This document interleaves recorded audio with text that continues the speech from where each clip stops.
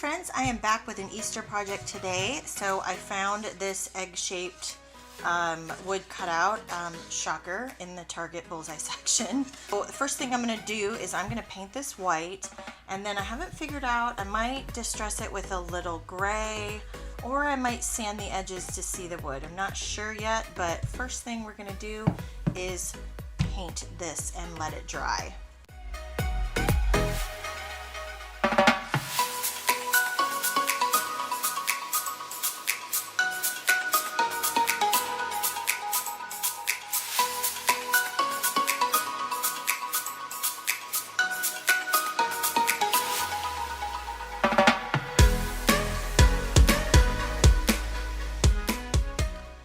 As you can see, this definitely is going to need a second coat of paint. Make sure when you're doing this that you do thin layers so that your paint can dry. You don't want to use a chalk transfer on wet paint. It will just pull up your paint. So don't be impatient like me. Make sure you let that paint dry. So I'm just doing thin coats, and then I'm drying it in between, and then I'll probably let it sit to dry a little bit longer just to make sure that it's absolutely dry.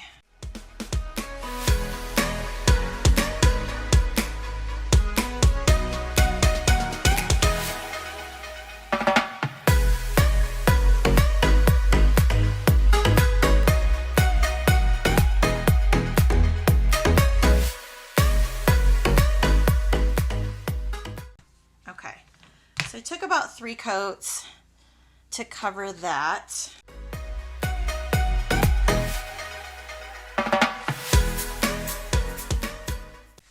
Okay, so once that was dry, I decided to add a little texture, and I'm going to grab some of my gray paint. I was looking for a light gray, and you'll see here in a second when I pour it out in my dish, it ended up being a little bit darker than I was looking for.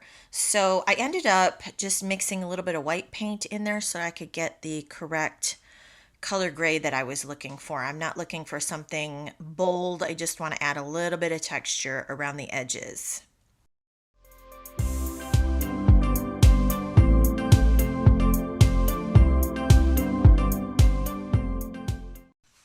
Okay, so mixing that with the gray with the white paint gave me that light gray that I was looking for. So I'm just going to take my paintbrush and very lightly brush along the edges. I ended up actually going over the whole thing, but you can see I'm doing a really light brush. I actually dab off some of my paint onto my paper towel because, again, I'm not looking for a lot of color. I just want to add a little bit of texture. And you can add as much or as little as you want. I start light, and then if I want to add more, I can add a little bit more. So once I do that, I end up actually sanding the edges again just to kind of distress this a little bit more.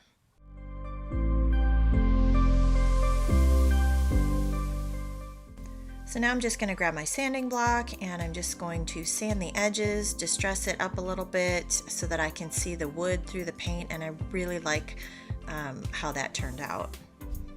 And because I painted the surface, I'm going to grab a little bit of my surface wax, and I'm just going to rub that onto my surface and then buff it off. This just helps protect my transfer, helps keep the paint from pulling up.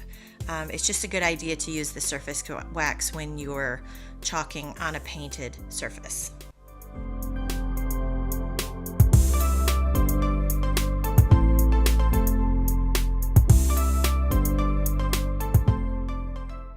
So now comes the fun part, the chalking, my favorite.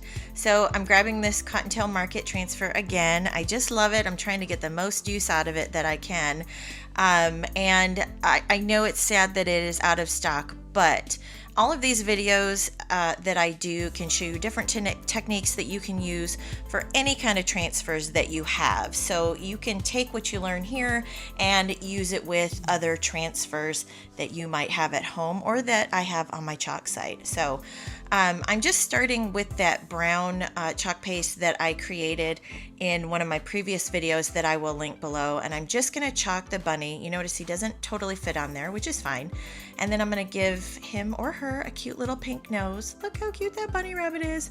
I'm doing a lot of layering on this project. You know, some projects are super simple and some have a lot of detail, and this time I kind of just went for it. So whether I show it or not in this video, between the different layers, I always am drying in between so that I'm not smudging my chalk paste. So I dried my rabbit, then I'm going to do two sides of this little leaf from one of our other Easter transfers that is still in stock. I will link it below.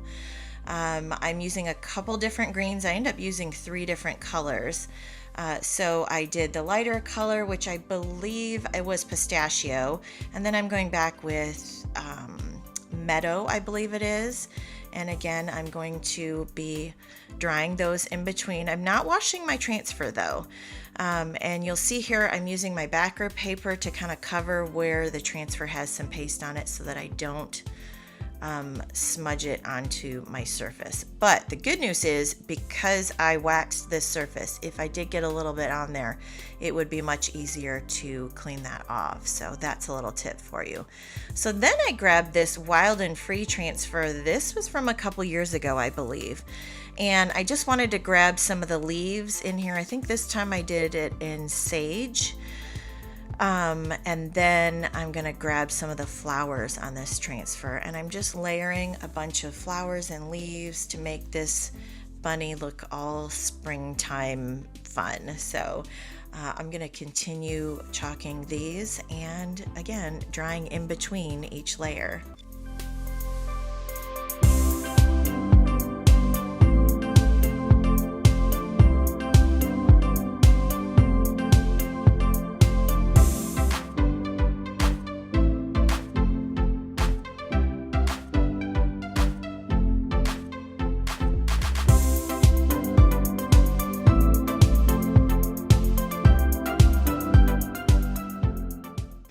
So you can see I layered, I had multiple layers of the leaves. I think I ended up doing about 4 layers of those in 3 different color greens. And then I'm going to go back here and I'm going to grab some of the flowers from that transfer and put those right on top of the leaves. And like I said earlier, the trick to this is just make sure each layer is dry before you put something else on top. And I'm not pressing it super hard on top of what I have already chalked. Also, side note, if you hear a little bit of whimpering in the background, that is my foster dog. So I apologize for that, but this, you know, is real life, right? So then I pulled out this background transfer. I love this one because it has 4 different patterns in it. And I thought the chicken wire one would look cute, just kind of scattered around the edges. So I'm just kind of placing it where I think it'll look good. Just chalking a little bit of that in the storm paste, and then I'm going to come back and I'm going to, once I dry it, I'm going to distress that as well.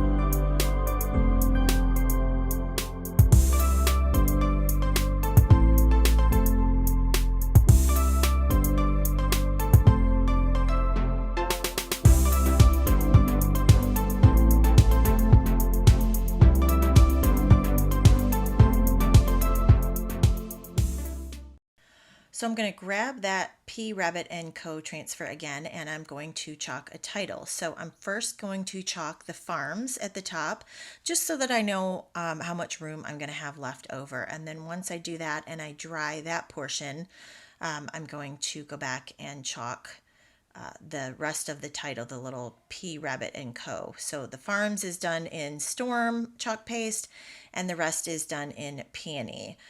And like I said, I'm going to dry that first, and then when I go back to do the rest of the title, I'm going to use my backer paper again to just block off that part that I just chalked, because I know that part of my transfer is wet. And then I thought maybe I'd be able to fit a little bit more of that transfer on here, but then I just ended up leaving it the way it was. I did a little bit of distressing on there. I added some twine to be able to hang it up, and then I ended up adding some lace ribbon. I found some adorable pink lace ribbon that I love. And then it's good to go. So I hope you enjoyed this video. I hope it gave you some ideas on different Easter decor techniques that you can use, even if you weren't able to get this transfer. And as always, thanks for watching. If you'd like to see more videos, be sure to like and subscribe.